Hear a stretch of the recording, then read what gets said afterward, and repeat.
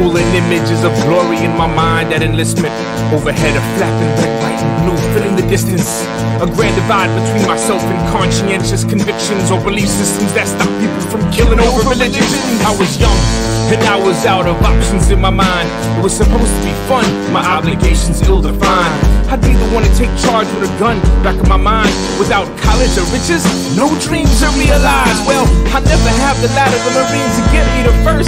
Ain't nothing better than dress blues and the one spitting this verse. You see the world paying to the GI Bill, fat in the purse. My recruiter made it sound simple, a play hit well rehearsed. Forever cursed to the ones who get young innocent signatures under the guise of from God and country their honor diminishes. Greed built a standing army when against the founders' wishes. Now free democracy conducts war games and peacekeeping missions. Ironic hypocrisy. Falling tears, raindrops from your eyes. Falling rain, let it fall. I scored high in my entrance exams on ASVAB and chose the 0341 with guaranteed Hawaii track. Graduated basic, now MOS school's where I'm at. A mortar man with a 35-pound gun on my back. Plus my rifle 8 pounds and 65-pound pack. I'm 18, weigh a $195 and feel jack. 108 pounds on my back, a boot marine and Cadillacs. A short 20-mile hump, 4 quarts in my flat. After 7 miles, swearing in my right foot crack. I'm an E1, tell my sergeant I think it snapped. He's an E5, shouts profit, don't beat me crap. You got 2 feet, compensate and don't fall back. After 4 more miles, my left foot joins in the act. Only 9 more to go, I walked through all, that's a fact. 1 certificate for intestinal fortitude, not having shat. And 3 months healing, lost Hawaii to Guantanamo, rap. Sergeant Dave Victoire, who I met in 6th grade. Dress greens, patent leather, and a high top fade. My mind was made up, I couldn't wait to grow up so I could sign up, man up, and stop the corrupt. A champion for God and country. Just wait till they get a load of me, an unstoppable PFC.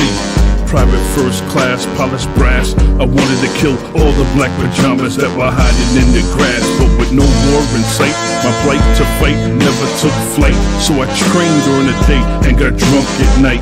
Set my sights on all types of glory. Fast forward to Afghanistan, totally different story. IEDs, enemies, no front line to see.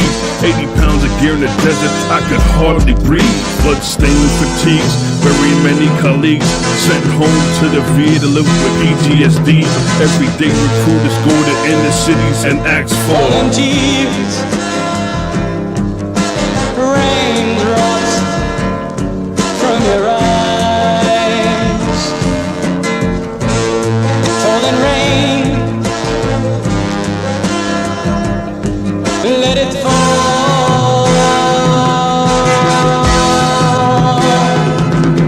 I never let my children volunteer for the military to make the same mistakes as I did these days could be deadly. If they're drafted with dodging, my go back, stay ready. I support Manning and Snowden. You know where this country's heading. Global tyrant, hegemonic, bully police force, demonic practice, virgin sacrifice, bloodlust. Oil wars valuing corporations over people. This is sick worship by objects and pure evil. Material desires get more attention than spiritual. Benefits are based on profits, complaints aren't given view. Arms manufacture, supply both sides of conflicts. Do you have a problem with any of these statements or doubt their truth? I'm a father and a veteran, and I stand for peace. Julian Assange against our commanders-in-chief. But it's hard to be better when daily demands compete. I'm not ignoring the slaughter, I'm just trying to eat like you. Falling tears,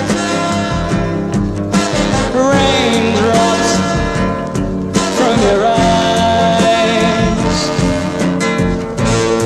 Falling rain, let it fall.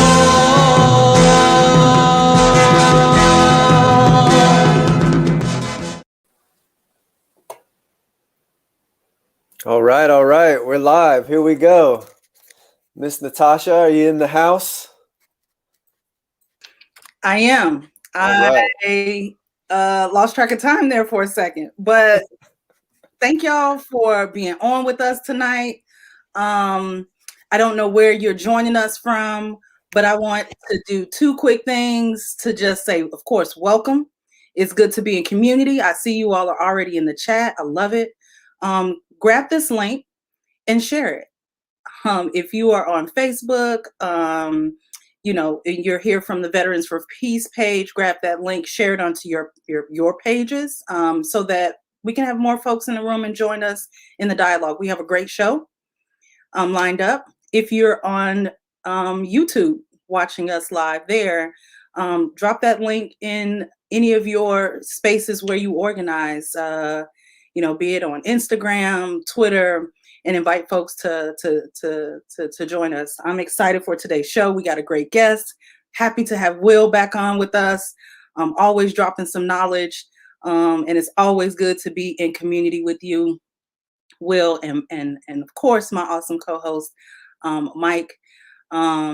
We've been, you know, going at this now for almost a year. So again, this show is such a reflection of the reason why we named it Stand Down.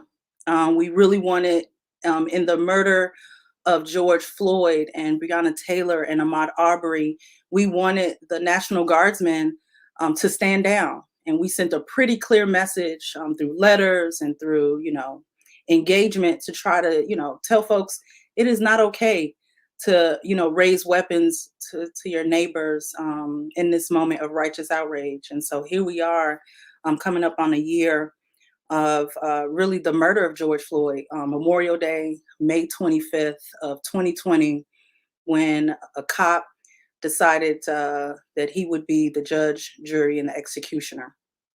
A cop who yesterday was found guilty on all charges and was escorted out of the courtroom in handcuffs. So that one piece of justice was sweet to witness. We're not done. There are still 3 more cops that have upcoming trials that begin in the summer. And so, you know, through the next 8 weeks, I know there'll be a lot of dialogue as the former cop Chauvin will be sentenced.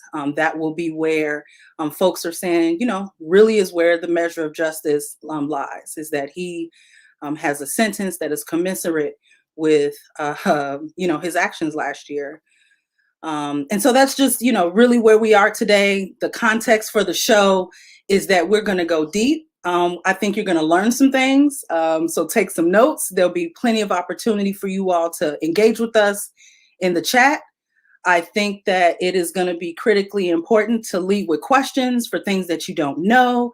Discourse is okay, but we really want you to assume the best intentions, or assume that you have good intentions, and drop questions in the chat for areas where you're not sure or we may have a disagreement. And let's lead with that and leave this space to be safe for all to engage in dialogue today. So every time we do this show, Mike, I know it's always been customary for us to sort of go around real quick and talk about why we're here on Veterans for Peace and what brought us to this space. So if we can do like a brief military, background of who we are and why we're here, that'd be great. Mike, you want to start, and then we'll get into the show. Yeah, sure. Thanks for that opening, Natasha.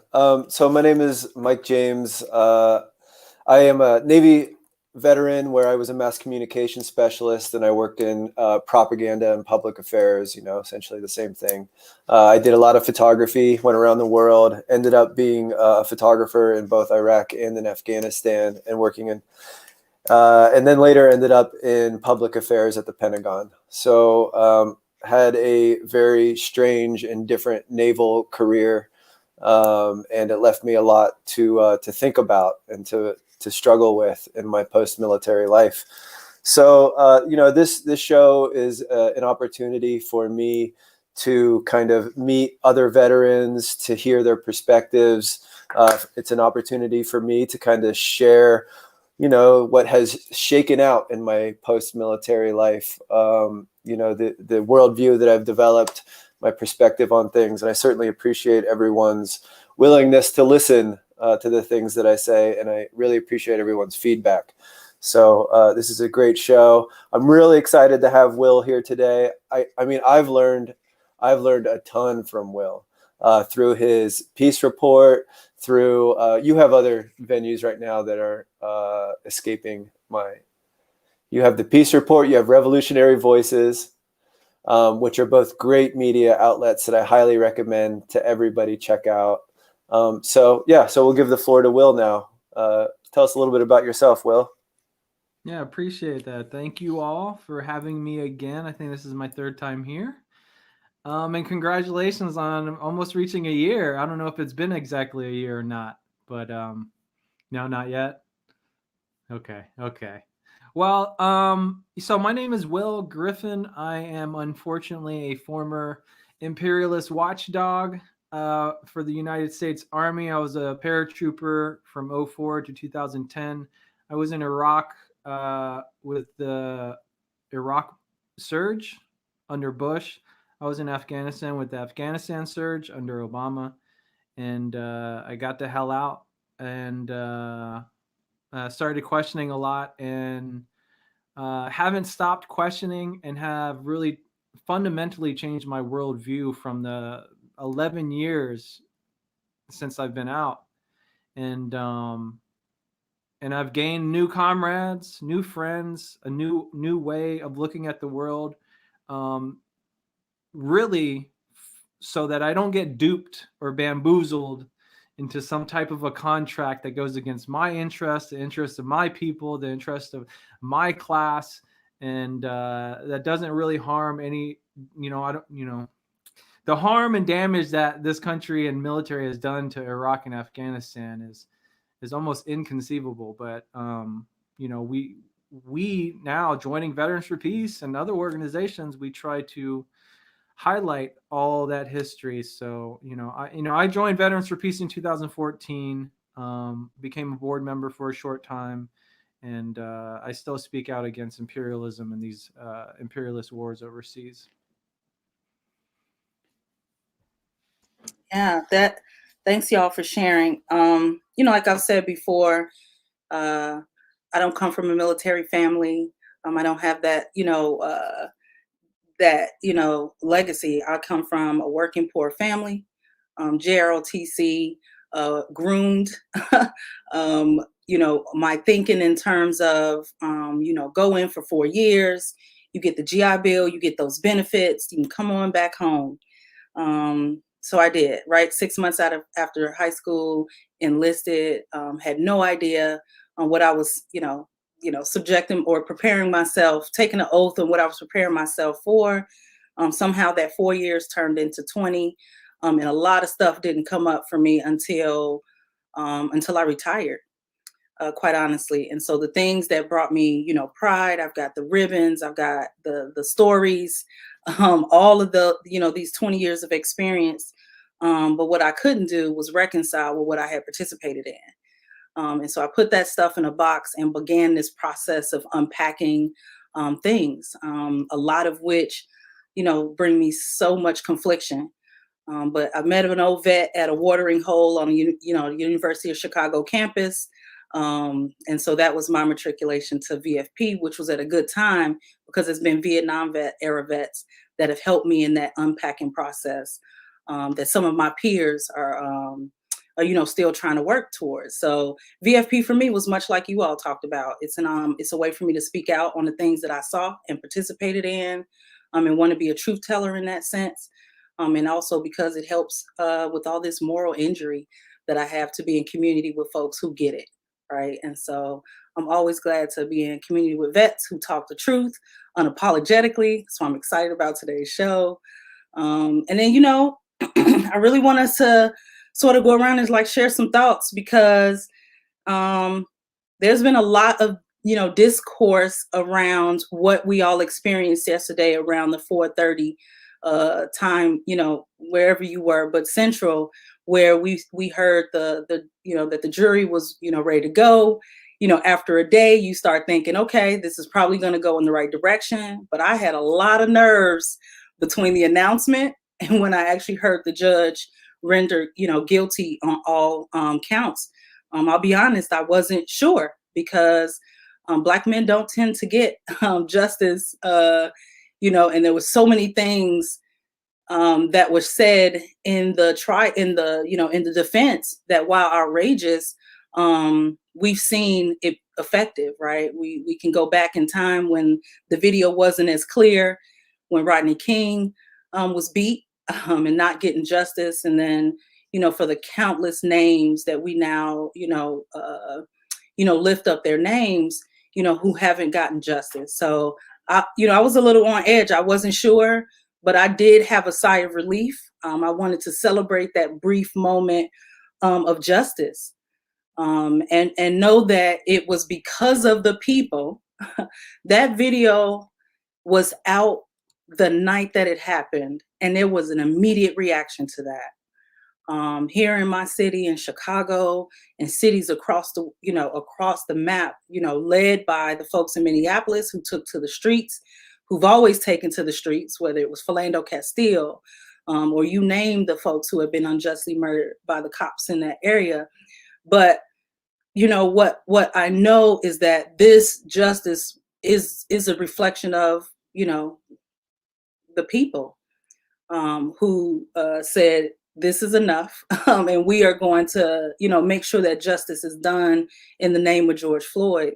And so I'm curious, what was y'all's, you know, when you heard that there was going to be an announcement, and then there was about 45-minute lag between. I'm curious to know what was in y'all's, what were your thoughts at that time, Mike? I'd like to hear Will's perspective first. I feel like I just kind of be repeating what you said. I certainly agree with just about every bullet point you said there. Will, what was your interpretation of what was going on? How did that affect you with the Chauvin trial? And what do you think we should expect going forward? Yeah, I mean, obviously, we're all glad that the fascist pig Chauvin is going to be behind bars, obviously. And really, this type of news should be happening on a damn near daily basis if we had a true criminal justice system, because so many pigs out there. And in case anybody's listening, pigs, I mean by cops or police, but you know, we on the left call them pigs for a reason. You know, this should happen a lot more frequently. Why was it Chauvin the one that made this national news, that stirred up, you know, months and months of militant protest last year?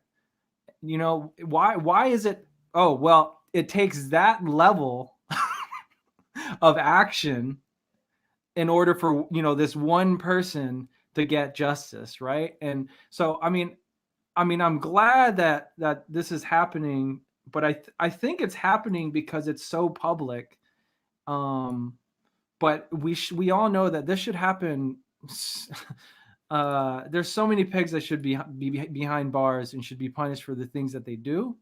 But also, this also leads me to a general analysis of the role of the pigs in this country and where they originated from, what their roles have been and are right now. And we really got to think about that on a deeper level. And when I got the news yesterday, I was on the phone with a political prisoner on the inside who knows all about how the pigs act, right? His name's Kevin Rashid Johnson. You could check out his website. He publishes articles exposing what the pigs do on the inside, what they have done. He's been writing for 15 years on his website. It's rashidmod.com. And he's also part of the Revolutionary Intercommunal Black Panther Party. Not the original Black Panther Party, but he's been in contact with many of the original ones, like Russell Maroon Shoatz and plenty of others. But yeah, questions of the state of the pigs. You know, we really got to get a deeper analysis. And what are we going to do about it? Because we certainly don't want this next generation to grow up with anything that we have seen or experienced or even before. And especially, you know, Black folks, Black communities, the African diaspora in the U.S.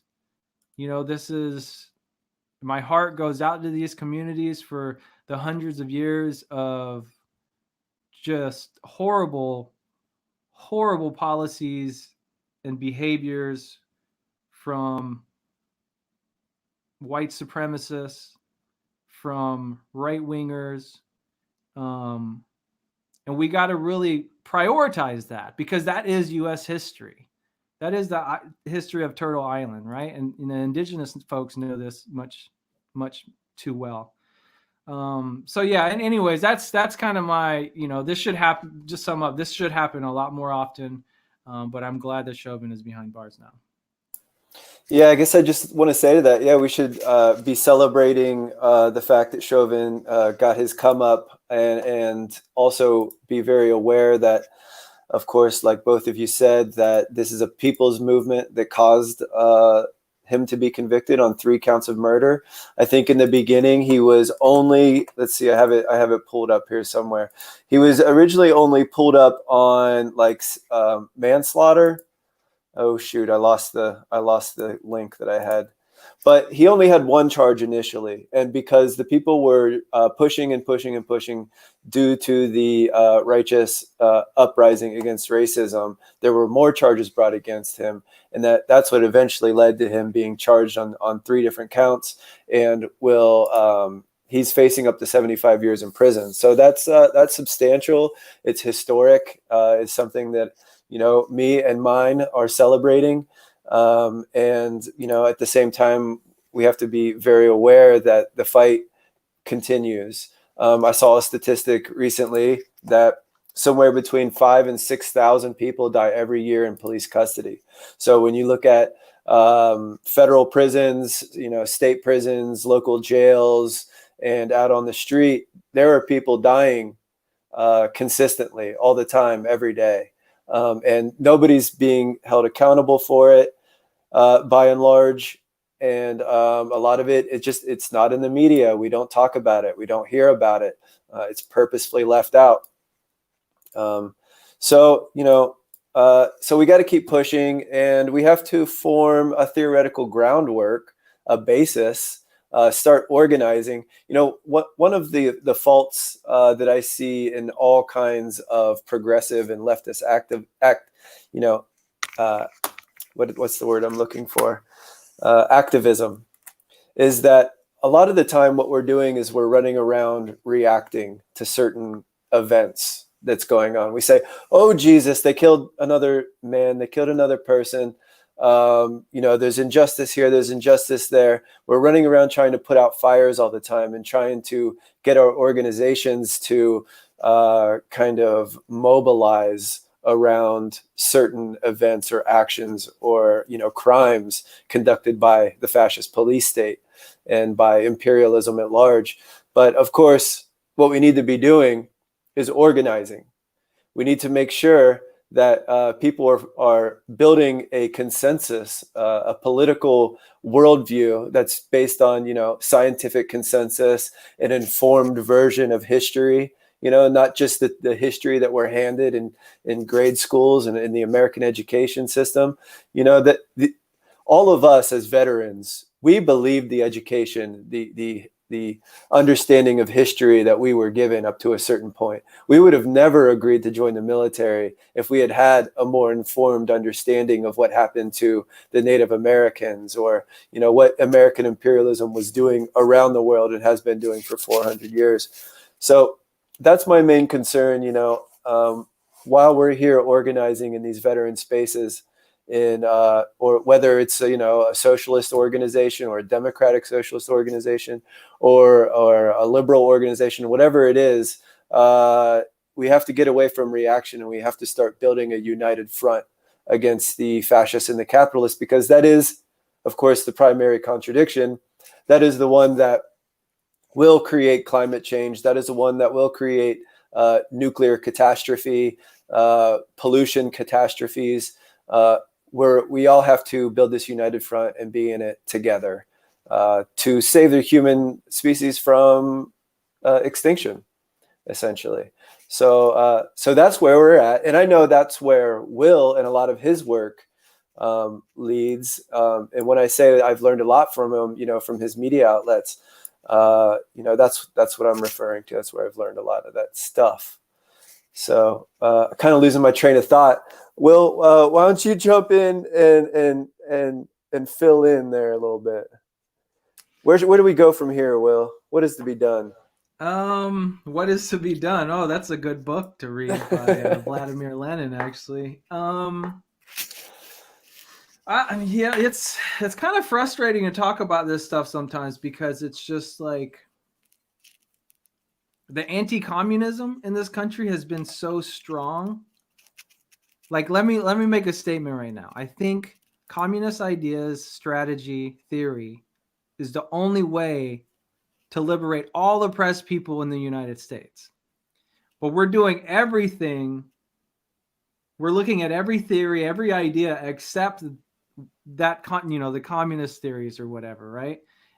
And we're doing everything we can to avoid those. And what is, like, since the last revolutionary moment in the U.S., what's called the long 60s, there hasn't been like real. I mean, it's just the capitalist, the imperialist system, neoliberalism has just gone on so rampant. Black Lives Matter started in 2014. I don't see an ounce of success. We're still seeing this. I mean, if anything, it's almost it's I don't know if it's increased or decreased, but it's just always been there. And so it really leads me to the question, what is going on? What do we need to do? And I do think there are not just ideas from the past, but I think there are organizations in the world today that are trying to answer these questions and build strategies around it. And a lot of these organizations exist in the global South right now. And they operate with a higher level of revolutionary politics, a deeper understanding of society, nature, our ideas, with theory, and they're acting on that. We have a lot to learn from things like that. One example is the Philippines right now. President Duterte, who is a fascist, has been in power, and he's having an anti-drug campaign where he's killing all sorts of innocent people, right? So our comrades in the Philippines are really experiencing and seeing what's been, a lot of similarities to what's going on here in the U.S., right?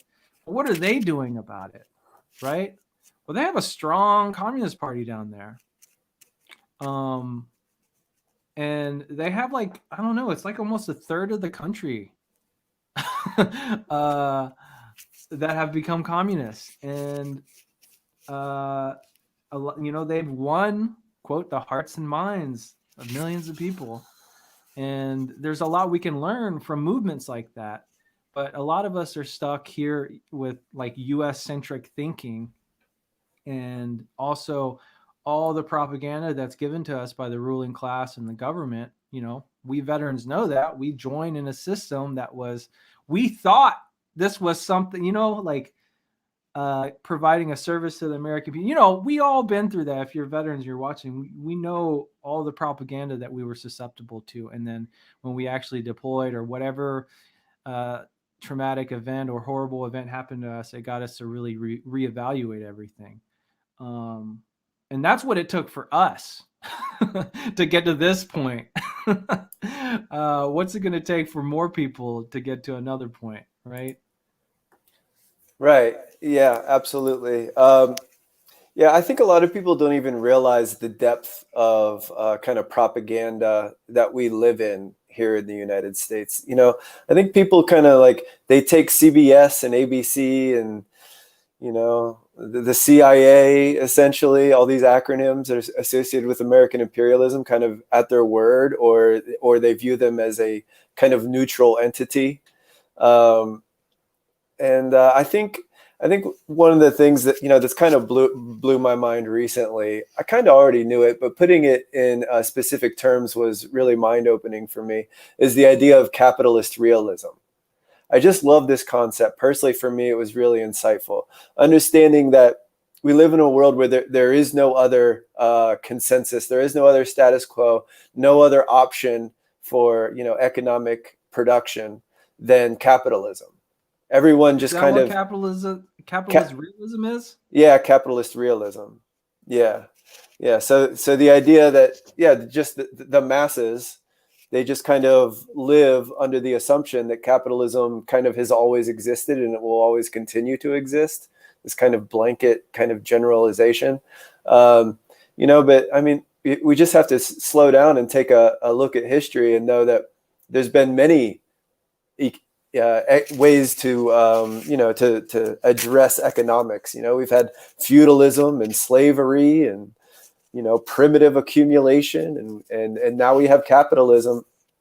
And so Yeah, let me touch on that. Let me respond to that part. yeah. I think that's important because, all right, so we want a strategy to end these killings by the pigs. We want a strategy to end the wars.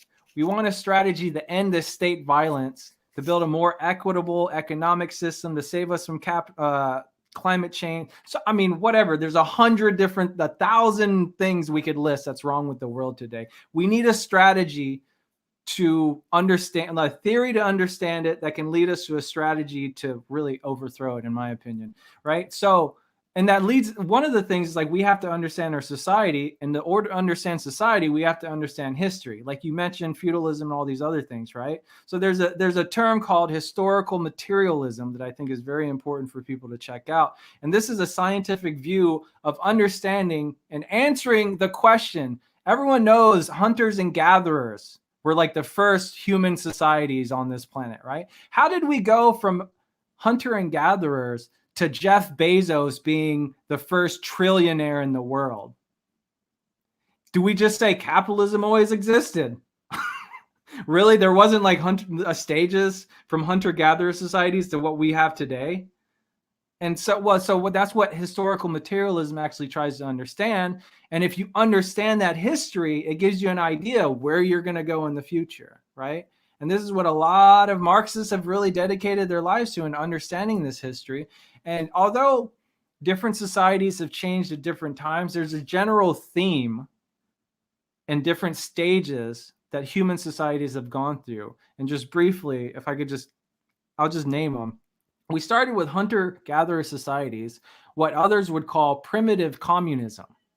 No classes, no government, no state, no poverty, no homelessness, no police shootings. Imagine, just read almost any anthropology book. They come to the same conclusions, right? It was an equal society. So that's why we call it primitive communism. And then, going through the stages, and I'll name them, but we want to end up going to like a global stage of communism, a higher stage of communism. That's how we know it's possible, because it was done on a smaller scale on every single continent, well, except Antarctica. And it was done around the world, right? In different places that had no contact with each other. So anyways, we have hunter-gatherer societies, also known as primitive communism. Next up, you had slave societies. Now, this jump is particularly important because primitive communism, hunter-gatherer societies are really just like equal societies, right? No classes like we have today, a ruling class, an exploited class, the capitalist class, the working class, right? So when we go from primitive communism to slavery, that's when classes really start, antagonistic classes begin to develop, and they do it in a very primitive way. They just enslave other people and hoard all of the resources through force from other people, right? And then after slavery, you get feudalism, that's when you start to get monarchs. You get these kingdoms, which slavery still exists in those monarchs, in those feudal societies, but you have a more complicated hierarchy of class in class systems in feudalism. And then after feudalism, you get to capitalism, which is where we're at now. And capitalism has really changed from getting rid of the kings, even though some of these monarchs still kind of exist in some countries, right? There's still like remnants of the past in the capitalist society today. There's still slavery. There's still monarchs, right? But they're not the dominant class. The dominant class is the capitalist class, also called the bourgeoisie. And that's where we're at today. We're trying to get to the next stage. It's a word that starts with S. I'm sure you can guess what it is. The scary S word, socialism, right? And we got a taste of that. We had 3 world historical revolutions, and the Paris Commune, the Russian Revolution, the Chinese Revolution, but we also had other struggles that implemented a form of socialism. And we're trying to push it even further. So since the dawn of class divisions in society, with slavery, through feudalism, through capitalism, even in socialism, these class antagonisms still exist. How did we go from one stage to another? Did they say, hey, let's plead and write a petition to our oppressors, the people who are killing us and enslaving us? And then they just voted their way into feudalism? And then the capitalist class came in and voted the kings and monarchs out, and then capitalism came out? Well, no, that's not obviously what happened. But why are we trying to do that now, where we're trying to vote in socialism? We're trying to vote in, hey, pigs, stop killing people. Hey, military industrial complex, stop dropping bombs, etc. Because that's not how history has unfolded. That's not how human society has unfolded. It's really been class struggle, revolution, new stage. Class struggle, revolution, new stage. Class struggle, revolution, new stage. It's really that simple in a general aspect. Like, that is how societies have changed over time. But we want to deny history, right? We have a lot of organizations and spaces who are very ahistorical and not understanding any of this, right? And this is why a lot of communists, a lot of Marxists, right? We try to promote the idea of philosophy. We try to promote the idea of ideology, to claim it, because we do live in a society that is divided by classes. And our default philosophy and default ideology is the one of the oppressor, right? Unless we become conscious of it, and then we can change the philosophy through the lens of the oppressed, the working class, the proletariat, right? So any type of, to put it simply, any type of art, any type of philosophy, any type of worldview in a class divided society, any type of worldview, any type of art, anything we make belongs to a certain class in that society. There is no like middle ground or any of this nonsense. We can just kumbaya our way out of it or whatever. We have to understand these class divisions in society, because that is human history. And we want to get rid of these classes, but there's particular stages that we need to go through in order to get there. And this, a lot of this, and it goes into much, much more detail, can help guide us in developing the strategy, developing the tactics, developing who are, there's a great book by Sofia Bukhari, a former Black Panther Party, who started the Jericho movement, which I want to promote as well. Check out the Jericho movement. It's a movement to free all political prisoners in the modern day prison plantation system behind these razor wire fences, what we call the prison. Sofia Bukhari wrote a book called The War Before, and there's a chapter in there called Friends or Enemies, right? We have to identify who our friends and who our enemies are. And I tell you what, the oppressor class is not our friends. We cannot collaborate with them. They certainly aren't listening to us after the, let's just go with the past decade, since 2008 recession, since Occupy movement, and since then we've had Standing Rock, we had Black Lives Matter, we had the Me Too movement, we had all these things. Patriarchy still exists, anti-Blackness, racism still exists, the pigs killing people still exist, the bombs are still being dropped. We have to, it kind of sucks. But I think we have to kind of look in the mirror and be like, none of this is working. Why or why not? Right. And it's just very difficult to find those spaces today. I think this Generation Z, or what they call iGen, are starting to question that a lot more than, say, millennials or Generation X. Because, half of their lives have been everything that I just said in the past 10 years. Right. So I think that's just incredibly important to understand. So like philosophy, we want to push, what is the philosophy that we want to have? There's a lot of writings on it. Check out Dialectical Materialism, which is a philosophy that it's a worldview that analyzed all of these stages in human history. And then it came up with a science, historical materialism, a way of looking at how we got through all these stages, how we got to where we are today, and then what would be the next stage, right? And it would be socialism, and then after that, communism. And we know that by studying the economic system that developed in slavery, in feudalism, and capitalism. We know what it was like in socialism, especially in China in the 60s and 70s. And we know that we can get the communism, which is getting rid of classes, getting rid of private property, getting rid of commodity production, and getting rid of these what we call the relations of production, right? We know it's I guess a fancy term for understanding that that's your boss and I'm the worker, and there's a clear difference between the boss and the worker. And then into more bigger extremes, Jeff Bezos and homeless people in the street, right? Huge divisions there, right? And there's also huge divisions between nations where the US is kind of on top of this pyramid, and then you have half of the world just mainly in the global south that are just suffering and just really, really poor.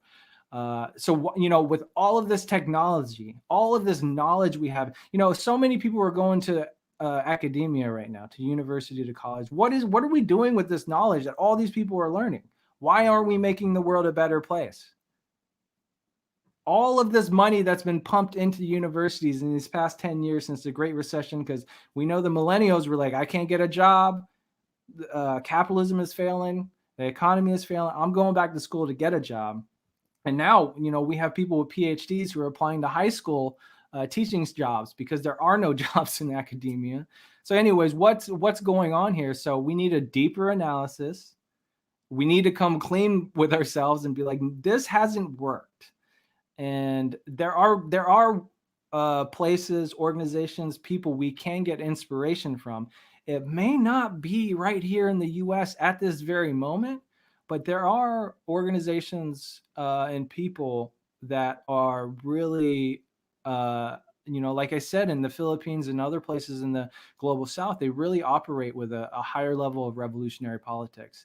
And that's something that we can really, learn from, study and analyze, and try to apply it here in the US. But we're going to have to get over this Americanism, this US centricism, and really start to question and discuss a lot of different ideas, strategies. The point is not to just start from scratch and get a group of people in a room and be like, all right, well, what do we do now? Well, no, it's got to be connected through history, right? And that's part of dialectical materialism, is that everything is connected, everything is in constant motion. And I can't stress that constant motion enough, because like Mike mentioned earlier, and we hear this from people all the time, it's always been like this. Nothing will change. Right? Capitalism has existed forever. Capitalism's only been around about 400 years at most. And before that was the feudal system, right? So constant motion. That's the thing about dialectical. Nothing in this universe, from the seeds to the dirt to the planets to solar systems to human society, nothing stays stagnant. If you really think about that for a moment, that is really just mind-boggling, and it's kind of scary. Nothing stays still. Everything is in constant motion. We are living and we are dying, right? So here's a question that we used to do. I'll end with this. What is the opposite of a fork? The utensil that we eat with. What would be Mike? Actually, can I pick on you for a little bit? Or Natasha, Okay. if you want to see, what's the opposite of a fork? I don't know. What is it, Natasha? Do you know? Is it a utensil? Is it the knife? I don't know. What is the opposite of a fork? Well, a fork, just like us, we are one thing and another thing at the same time, right? A fork is you get these materials and you make this shape, right? But at the same time, it's decomposing, right? Just like a wooden chair that's been out there for 10 years, right? It may be a wooden chair now, but in 100 years, it's going to be decomposed into dust, right? So it is both one thing and another thing at the same time, right? Like in human life is really kind of like one of the basic ideas to look at this from. We're both alive. Like some people say, as soon as we're born is when we start to die, etc. That type of view, right? So like, what is the opposite of something? And that's the contradiction in a fork, that it is both a fork, but also decomposing at the same time. And it struggles to do this. So the contradictions within everything, even society, the capitalist class, the working class, right? We have this contradiction. Where does that lead to? So, I mean, these are things, these are ways to look at society. And there's plenty of literature that's been written about this for at least 150 years that really goes deep into these questions. And then that's how we can, so like if we're starting a campaign against the police, right? At least in that city, who's the biggest enemy? Who's the biggest oppressor? What is the principal contradiction in that city? And then we have to analyze that and keep that into our strategy and the tactics that we come out with in order to address that. And in a lot of places, the pigs are a big problem, but there's also like other factors. Here in Philadelphia, University of Pennsylvania, the biggest landlord, doesn't pay property taxes, is just doing a lot of damage here, right? That's one of Philly's principal contradictions. Why are we having so many like mainly Black, working class, unemployed folks looking for homes, and their kids are going to these high schoolers that have second and third grade reading levels, right? But we have UPenn here, who owns 10% of all the land in Philly, doesn't pay any property taxes. Oh, where do schools get their funding from? Property taxes. Oh, that's what's going on here, right? So it's like all these complexities, and there's a contradiction between the teachers and students on one side and big landlords like that on the other. And how do we analyze all this stuff and look forward? I am saying pigs. I don't glorify murderers. Yeah. I think one of the things, Will, you said a mouthful. Like I said, it's always good to have you on. I know that this is, in the things that you've studied. And so I'm curious to hear your thoughts, and Mike, around something when I hear the discussion around we need to address capitalism. We need to address capitalism. We do. But what we also need to talk about the connection between capitalism's conjoined twin, for lack of a better word, which is racism. And if we talk about the history of capitalism in this country, we have to talk about the structures of white supremacy, and that capitalism is about 400 years old, and why. And that the connection between the two is something that I don't know. When I think about the team sport that white supremacy is, and how, it's like this pyramid of everyone's playing the game. We talk about, capitalism is this thing, it's bad. But when we start to unpack that a bit, and why, for me personally, I'm starting to question what is an ally and an accomplice, because if you aren't willing to recognize and unpack your proximity to the structures of white supremacy, right, that play into capitalism, then what are we working for? And that's why I think neoliberalism is tucked in there, right? And this goes back to Dr. King when he talks about fearing recruiting your people into a burning house. And we're seeing, if you're familiar with the letter from Birmingham, right? And what we're seeing here is some of the same. It's a lot of it is performative in the organizing spaces. So the strategy sessions, when you're listening to, I hear folks who are not ready to really unpack their privilege and their association to the systems and structures that lead to the budgets being passed for the cops to be in our schools, and to, all of these things. They're not willing to unpack that. And we're only looking at the end state. We need to really, truly problem solve. And again, that is where true allyship comes in. And I see that there's a hesitation to do that. I'm curious to hear y'all's thoughts on that. Yeah, Mike, go ahead. Well, as a white, it took me a long time to understand that kind of the principal contradiction in organizing. Formally, when I was a military, I was a liberal, essentially serving in the military, and now as a revolutionary communist worldview. I understand that even now, kind of my whiteness can be a hurdle to organizing and revolutionizing, and that whiteness still remains in progressive circles, kind of the arch enemy of making progress, even among white progressives. So that certainly has to be dealt with, and it takes a lot of work. It takes a lot of critique and self-critique and introspection, something that I have not mastered yet. Certainly, I'm working, and it will continue to go on for the rest of my life. How to confront my own whiteness, I think. But I think that's a very important point that. That with capitalism, whiteness was invented with the American experiment with the transatlantic slave trade. That before America, you had essentially nations that were fighting each other.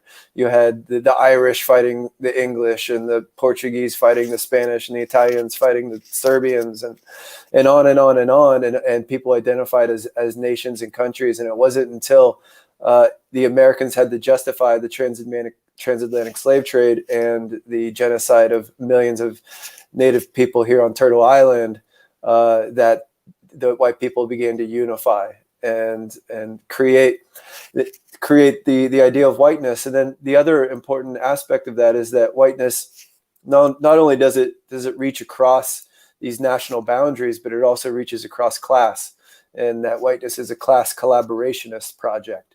That Trump and Jeff Bezos and Elon Musk, with all of their wealth, in order to have the outrageous amount of wealth that they have to have support from the white masses in the United States, from the liberal white masses who have these kind of like general sense of approval or sense of neutrality about how they go about attaining their wealth by any cost, by any means necessary.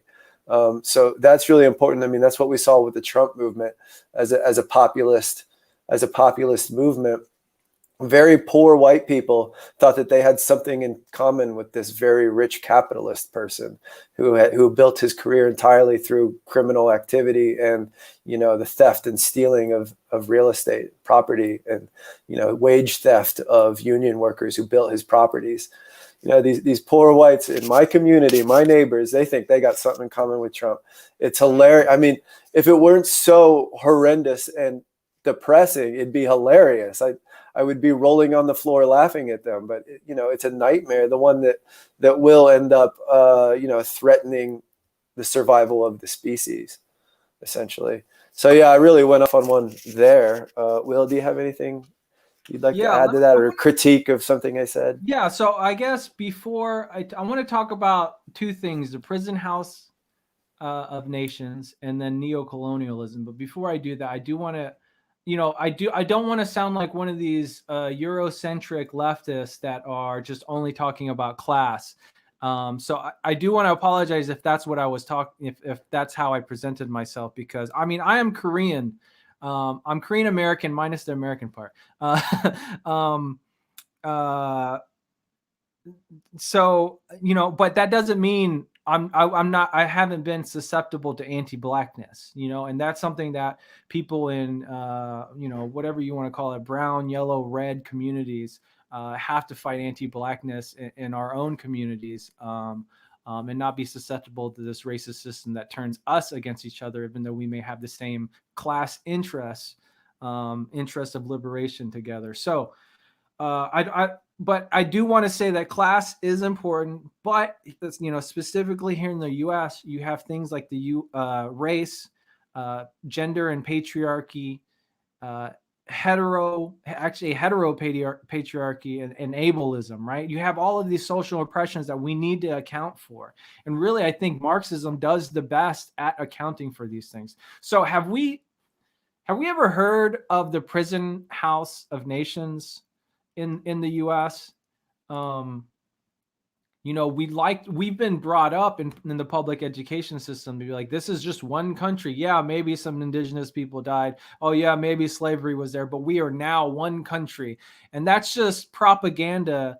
That is just propaganda. This country has never been like one nation. It's settlers from Europeans, from Europe, who came here, who killed off and committed genocide against indigenous people, then brought Africans over here.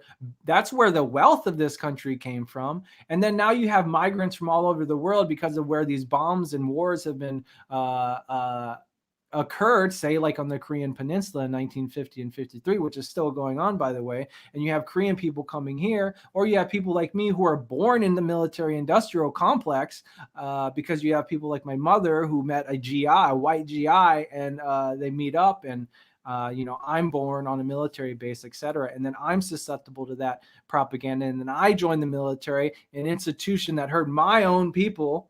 And I thought it was a good thing, right? So anyways, that whole thing. But the U.S. is dominated by white settlers, and this is where white supremacy comes from. But we also have the indigenous nations, many nations of indigenous people here in the U.S., right? So, but we generally just say the indigenous nation as like one group of peoples.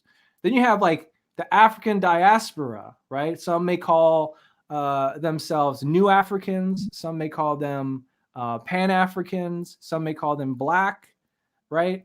Then you have places like Puerto Rico. You have maybe the Chicano nation, or they may call themselves just a part of being Mexican or Latinx, Latino. There's big debates on the terminology of all that. But my point is that there's specific people who are part of the colonized Hawaii, colonized nations within U.S. territory, right? So that's why they call it a prison house of nations. People like me, mainly, Asians, many Latin Americans, I think it's different for us. We are more of a migrant community, right? We don't make up a nation. There is no Korean American nation in the US, right? My people came over here because of propaganda, because of how the Korean Peninsula is split and still continues to be split, and how South Korea is a semi-colony dominated by US military bases, and in fact, the US military itself. So that is one thing to keep in mind. And that's very complex. If we were to create an organization that wants to take power over the capitalists, over the military, over what I would call a fascist state, who would do that, right? And a lot of people have really dealt with this question for at least 100 years. I'm telling you, the literature on what to do with the Black nation and the Black nation thesis, or the indigenous people, Puerto Rico, right? One of the ideas is during the Black Panther Party era, right? The Black Panther Party formed, said we are the vanguard of the revolution, and they teamed up with the Young Lords, a Puerto Rican organization. They teamed up with the American Indian movement, indigenous groups. They joined up with the Brown Berets, right? Chicano folks, right? And so all these organizations that were based on nationalities teamed up under an African or New African, however you want to say it, organization, the Black Panther Party, as the leading vanguard to go against the oppressor, right? And now we have movies that are just highlighting that, the traitors of that revolution, by the way. A lot of critiques of that movie. So the second thing is, we can't just base it off of nationality, off of race. There are classes within the Black community. There are classes within the Korean community. The whole government, let me give you an example of my people. In South Korea, the whole entire government and the capitalist class in South Korea are what's called compradors. They are part of the comprador class. They serve American interests. They don't serve Korean interests. So therefore, they are a traitor to their own people. They're bribed, and they serve another foreign power, another imperialist power, mainly the US. That's a comprador class, right? We've seen this in every single nation and nationality or national struggle. Colonialism, even though it still exists, was a dominant form of imperialism before the early 1900s or even the late 1800s. Colonialism. Then when later on, when the US won World War II, actually it was the Soviet Union that defeated the Nazis, they restructured the world. And then you have neo-colonialism, right? And that is like South Korea. You put Koreans in charge, you have free elections, and you call it an independent state. And it's not an independent state, right? And that form of organizing people against their own interests by the US imperialists has continued today, where I would even say President Obama was kind of that representation of neo-colonialism, of a comprador class. He may be from the new African nation here in the US, but he definitely didn't serve their interests. He served the interests of the settlers, of white supremacy, of patriarchy, of the bombs, the military industrial complex, worked with fascists overseas, especially in Ukraine, many, many other places. Right. So class comes in, and I stress class because it's historical and it's left out of a lot of conversations. Everyone knows like racism exists or whatever. But like, how do we get more into the nuance, the complications of understanding these things, and then build an actual movement that actually threatens the current power, right? So some people say the new African nation, they are going to be the vanguard. They have one. When it comes to numbers, there's more Black folks in this country than indigenous folks because of the horrible genocidal history that's happened. So that's a numbers game sometimes. But also new African folks, Black folks throughout history have proved themselves to be one of the most revolutionary nations in this country. And we need to take that into account. I know if we're going to put poor people, working class or proletariat folks in charge, which is the goal, we need to put these people in power. We need power. As Kwame Ture always says, he's like, I don't want fame. I don't want wealth. I only want the power that I deserve. Right. Not that he's power hungry or anything, but that's, we want poor and working class people to be in power, to fight, to get their own destinies, to get this capitalist oppressor exploiter class out. Right. Malcolm X said, show me a capitalist, I'll show you a bloodsucker. Know exactly what it's like. He also broke down neo-colonialism within the Black community when he said there was a field slave and a house slave, really making the differences between that type of mentality within a nation, right? So the prison house of nations tied in with neo-colonialism and class interest, the history of the U.S. specifically, even though, there's things and ideas that we can extract from other countries and apply them here, strategies and all that. But there's some that we can't because this isn't rural China and we don't have feudalism in this country. Sharecroppers don't really, it's the dominant form economic mode of production is capitalism, right? And right now, it's not just working class people. I think it's also, we need to understand unemployed people. I think there are so many people that are unemployed that have proved themselves to be kind of like a more militant, more revolutionary mindset.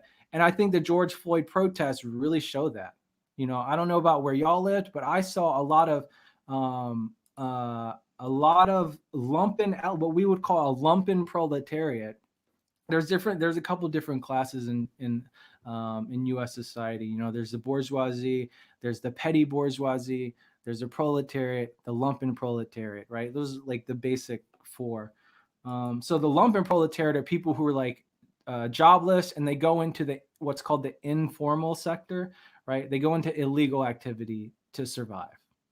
But then there's like a space in between the lumpen proletariat and the proletariat, the permanently unemployed or temporary unemployed folks, right? And when you lose your job and you're desperate, you are willing to go a step further than other people, right? And this is a section of class that we have left out of all of this activist scenes here in the US, which is really nonprofits and NGOs that are only asking for big money for grants, and really just like sign petitions and things like that. And And we're trying to mobilize people to go to City Hall on a Saturday when nobody's even working there, rather than do deep organizing with this section of people who are willing to do the hard work because they've seen it with their own eyes, they've experienced it, they have families to feed, and they see what the system has done to them, right? So with this section of people, primarily, they're Black, even though it does cross all nationalities, ethnicities, and races.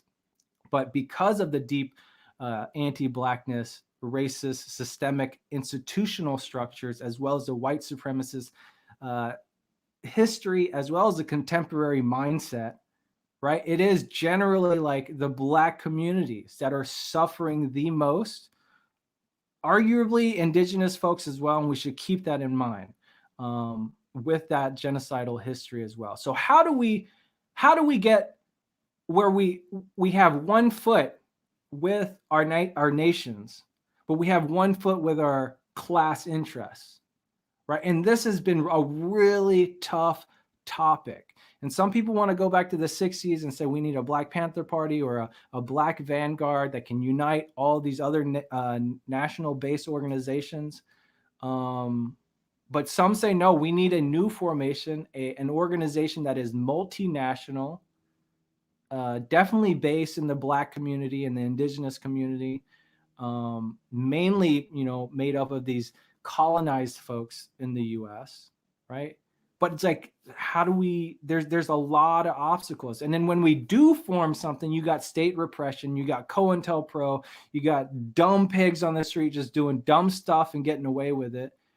There's just so many obstacles, but it takes this level of thinking, of study, right? When you join an organization, usually a communist organization, the first 6 months to a year, you just read. You read this history.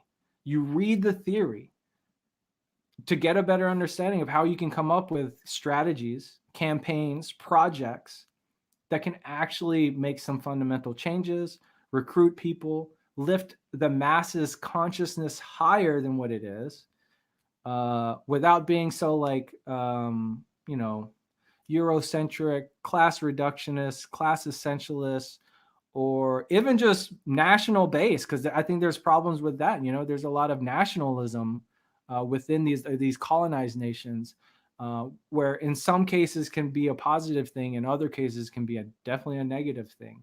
So, I mean, there's just like this is like, it just takes a lot that I don't think that many people or in spaces are actually trying to tackle. And I think Gen Z are really the ones who are like, all right, I'm going to go back and look at what Lenin said, or what Amilcar Cabral said, or Kwame Nkrumah, or Mao Zedong, or Joma in the Philippines, there's just like so many revolutionaries who have written about this topic throughout at least the past 100 years that are just out of our minds, like out of our spheres of influence, because of this anti-communist propaganda, because the bourgeoisie, the capitalist class, and the state know that these strategies work, that know that this history is the most accurate history in giving our understanding of ourselves, of our people, where we come from, and where we want to go, right? So I think there's plenty of talks, I think there's actually a video I do want to show. Maybe now's the right time. Should we show the video? Let's show the video. Mike, There we go. cue it up. Okay, cool. Yeah, we got it right here. So a little bit of context for the video. It's a video of Kwame Ture, who was originally known, his American name, Stokely Carmichael. Yeah. So, and he was a Black Panther in the 60s and 70s. Can you tell us a little more about his career real quick? Yeah, he did leave the Black Panther Party, and he really pushed Pan-Africanism, and he helped develop a revolutionary party for Pan-Africanists in the U.S. He actually lived out his later days in Africa. He joined forces with so many revolutionaries. It's just insane. I think he's one of the best orators, up there with Malcolm X, that just breaks it down so simply, but he's also like super, what the young generation is calling based. So Yeah, he's very clear, and he also has a sense of humor, which makes him like just so much fun to watch and learn I from. know. And so, I mean, you could literally go on YouTube and type in Kwame Tore's speech and listen to any of those things, and I guarantee you'll be fired up, ready to do 100 push-ups when you're done listening, and ready to go out and organize and learn more. So here's a short little video of a couple of points. This is a talk from 1992 given at the Florida International University. So he's older here. And that's great because he's just full of this wisdom. It's like a 2-hour talk that you can find on YouTube, but this is just a short, like 3 or 4 minutes that we'll play. Yeah. Okay. So I got one clip that's about 2 minutes. So I'll hit that, and then we can mute our video screens because it'll play over the video screen. Okay. So here we go. Here's Kwame Ture. Must be clear here and not confused. I'm a socialist. One other thing I must tell you now. They confuse people about socialism. Brother the other day said, "Why ain't no socialist?" I said, "Why not, brother?" He said, "Because it's a white thing." I said, "Oh, really?" You see, Europe tries to make believe that everything that comes out of the world comes out of Europe. I told the man, I said, "Socialism ain't no white thing." He said, "Yes, it is." He said, "Karl Marx discovered it." I told him, Karl Marx never discovered socialism. He cannot. You call the laws of gravity Newton's laws. I'm sure there's a mnemonic device to help you on your quizzes. But you certainly cannot believe that Isaac Newton can found that a body falls at the rate of 32 feet per second squared per second squared. He can't find this. He can't discover it. He cannot invent this. He can only observe it and record it, discover the law. If I'm sitting in Timbuktu in Africa, and I've never heard of Sir Isaac Newton, and I'm conducting any experiments with gravity, I will come to the same conclusion that he does. A body in motion tends to stay in motion unless stopped by an outside force. He cannot invent this. He can only observe it and record it. Karl Marx did not invent socialism. If I'm sitting in Libya, in the desert, and I'm doing any research with capital and labor without ever having heard of Karl Marx, I will come to the same conclusion that he did. That any time capital seeks to dominate labor, there'll be a ruthless, uncompromising struggle on the part of labor until it comes to crush capital and dominate it. This is a fact. My history demonstrates that. We came here as chattel slaves for centuries. We fought and fought and fought until we crushed it. Now we're just slave of the wage, and now we've got to rise up and crush that one. That's to declare that Karl Marx didn't invent socialism. It's there for all to see. Karl Marx's great contribution to the world was in the area of historical materialism and dialectical materialism, something you need to know if you know about socialism. But since you don't know about socialism, you don't even know the words. Okay. And not only does the enemy keep you ignorant, you stay ignorant. You won't ever go read a book about socialism. Why read a book about socialism? They already told me in my class it ain't no good.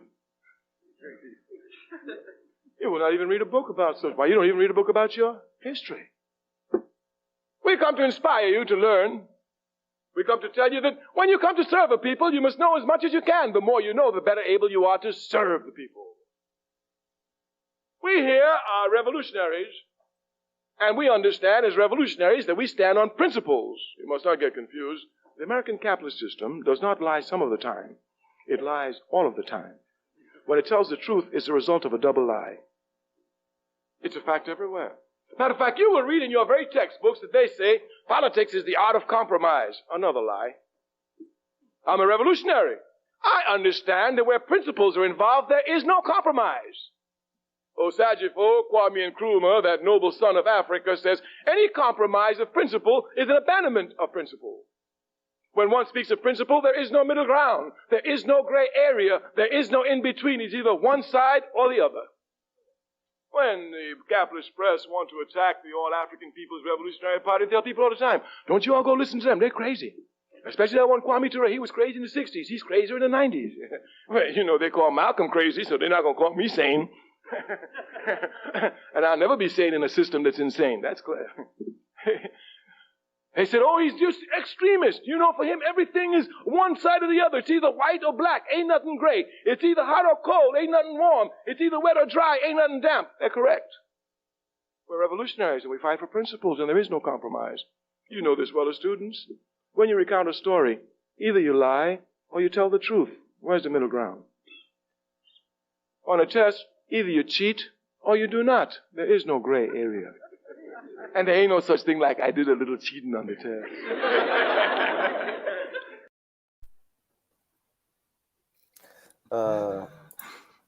I did a little cheating, just a little bit. That it was I enjoy those talks. I too go onto YouTube and get just so much from Kwame. And I would tell folks, if you haven't read this book, you should. It is, I don't know. I am about halfway through it. Is Stokely Speaks, from Black Power to Pan-Africanism.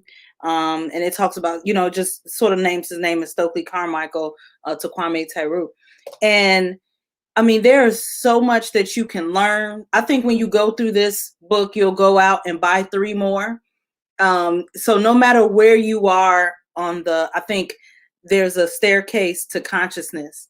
You can be a student of abolition. You can be a student of really trying to see, like, where's history? There's a popular, I won't even say it's popular. The term is Sankofa, is that we really can't organize in the ways in which we want to going forward until we understand where we've been. And I think that's sometimes at points generational. I think it depends on your proximity to the structures of white supremacy. I think your level of consciousness and your staircase may look a little bit different, but there are some basic tenets that I think if you understand, no matter where you are, right, whether you're Black, white, indigenous, or come from the brown community and what that diaspora looks like, I think that you'll come to understand, like, we really have a lot of work to do, but it's within our reach, right? These books and history teaches us where we really need to be. It's like Will said, we don't need to start at ground zero or reinvent the wheel. We have a lot of knowledge. There's a lot of popular education or political education that's happening in spaces. Get engaged in your community. Here in Chicago, the young people, Good Kids, Mad City. Last week we had or the week before, we had the young folks who are organizing to get Chicago police departments out of our schools. The young folks are read and they understand. The dissenters, we've had the dissenters on, who is doing this, mass organizing around college campuses, talking about the military industrial complex. My point here is there's a lot that we can learn from each other. There's a lot of knowledge you can pick up for free on YouTube. And if you are into books, whether you buy them or you go to your library, the time for us to unpack this is now. I think we are in our generations, this is an opportunity moment. It feels like an opportunity moment where we should not just watch these things happen around us, but there's a role for all of us to play. And we need folks to roll up their sleeves and put their boots on the ground for whatever that looks like. So that's just like my piece. And I was just kind of reflecting off what I heard Will say so many things. Well, I'm curious. I know that you went off and studied a lot of this at the academic level, but on a real basic level, what would you refer folks to read and get into to start understanding that there's levels to this? And a lot of times people check out because it's deep. And so I'm curious to hear, like, how would you refer folks to more understanding? Yeah, so real quick, I want to plug a book too called Black Marxism by Cedric Robinson, right? This book has also been really promoted lately by Dr. CBS from Black Alliance for Peace. She also all right, we're book twins. Great. Yeah. So, I mean, it's just a book that really ties in. I think what Natasha was talking about is like how racism is so intertwined with the development in current capitalism. But I mean, also, as a woman, understanding how patriarchy divided when class systems came about, I think, all these social impressions should make, and I think does make, even though there's toxic forms of it, should enrich, these social impressions should enrich Marxism. Right, to develop, all right, look at all of these social oppressions and how can we not just as unite and liberate all of ourselves, but on a really material level of like actually changing the world, right? So what my suggestion, listen, study groups, don't do it just by yourself. If you can find a mentor that knows more about this stuff, ask them. Any true communist will be willing to volunteer to help you, to send you resources, to help develop you, answer any questions. But also organize a study group. Get people to start reading these things, right?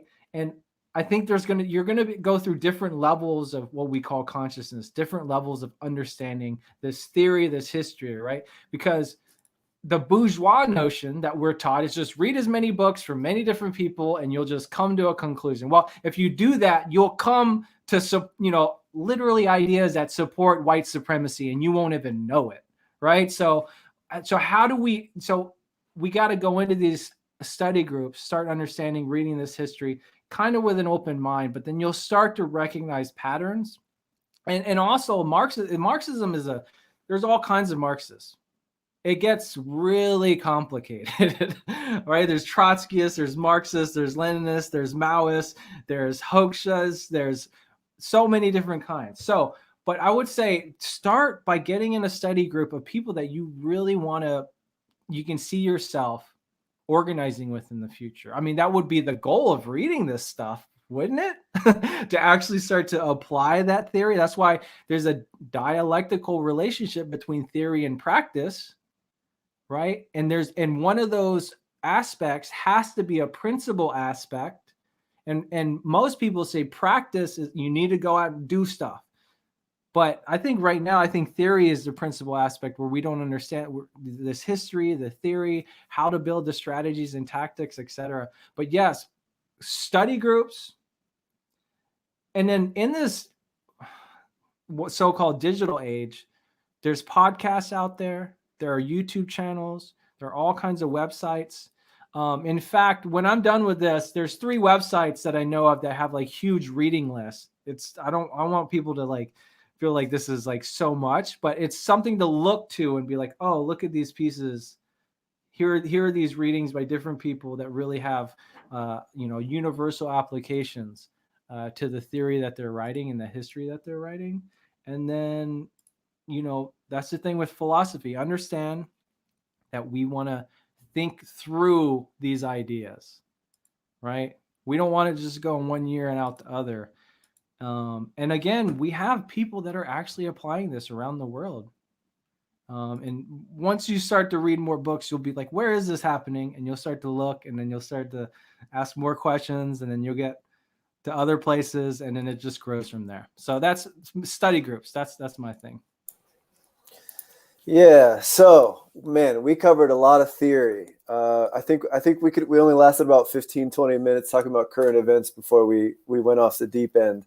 I hope we didn't lose too many ears in that process, but I think it's really important because yes, we should be paying attention to current events. We should keep our thumb. We should be, mobilizing, and there's room for protest movements. We have to, there's room for a variety of tactics and strategies to, to liberate the working class, to free the people. But also, it's really hard to have those conversations a lot of time, to talk about current events, to talk about the American police force without a kind of groundwork, without a contextual basis and some theoretical work on philosophy. Like, what is the United States? What is the police state? Where does their power come from, and who does it serve? How far? And I think the other thing that's really important to remember is that, like Kwame Ture said in that speech, is that we're living in an insane world. And if you let that insanity soak into your brain, where you have that news cycle that's just beating it into your brain all day long, all the time, and you're letting these things affect you on a really deep emotional level, it's going to smash you up. And the capitalists, the imperialists, the fascists, they know that.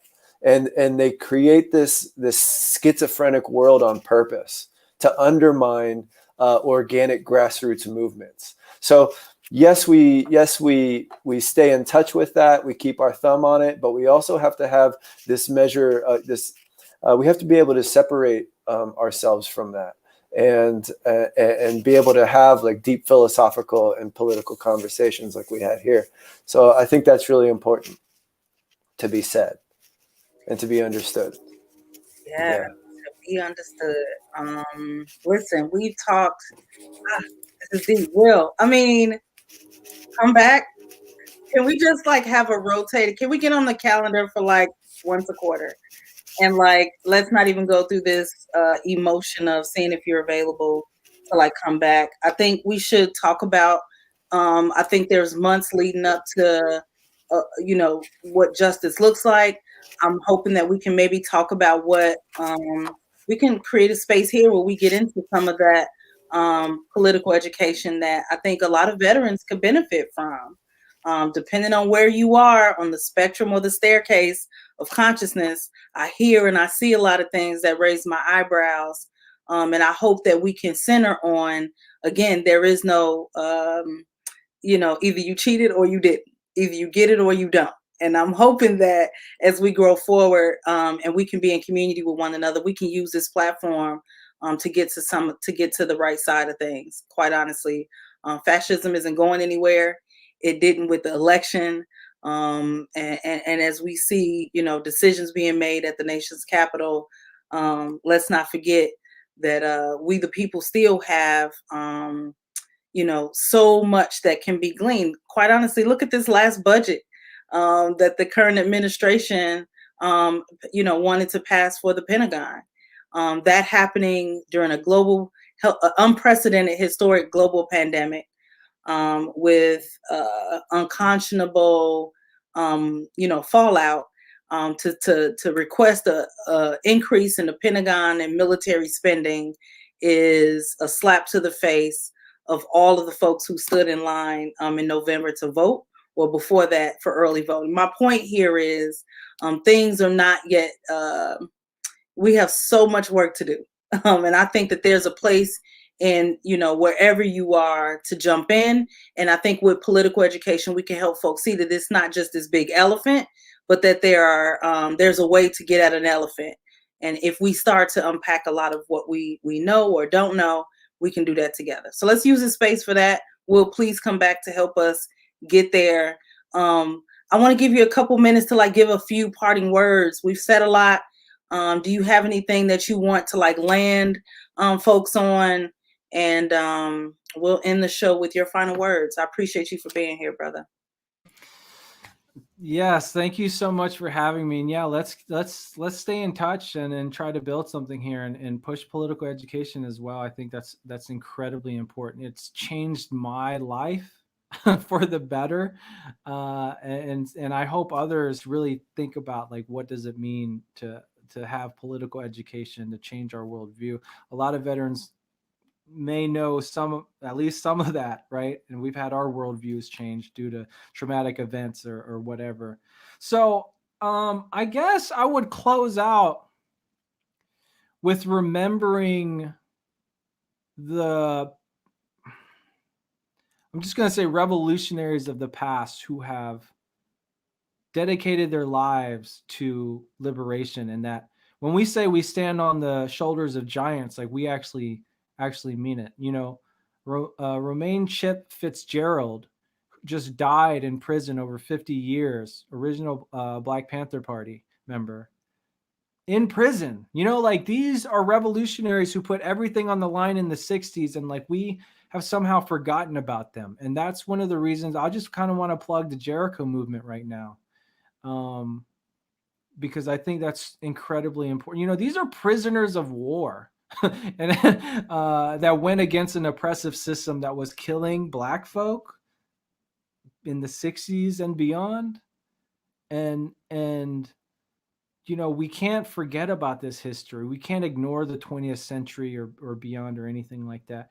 We need to remember it, learn from its mistakes, obviously, yes, but continue forward with a continuity with that history, but we can also rupture from different parts from it.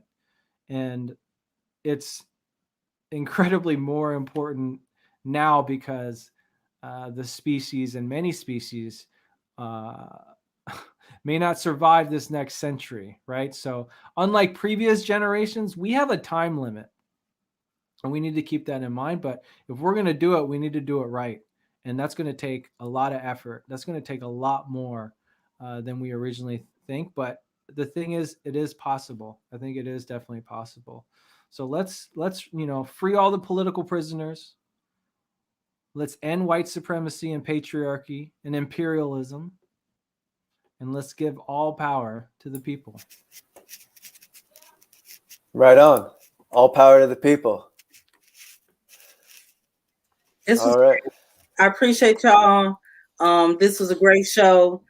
Stay engaged. We'll be on next Wednesday, weekly, 5 p.m. Eastern, 4 Central, 2 Pacific. We'll see you here. Be well. Take care of one another. Get engaged with your community. Get your boots on the ground. And above all, stay away from COVID. Peace, y'all. Peace.